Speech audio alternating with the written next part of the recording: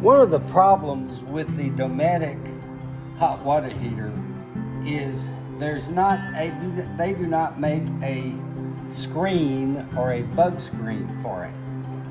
And the reason for that is that when you open this lid,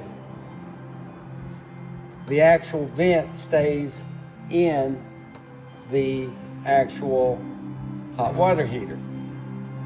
So I was trying to decide how in the world can I design a screen to keep the bugs and dirt daubers from being in here.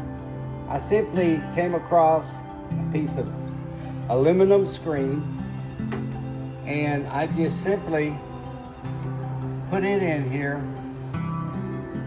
and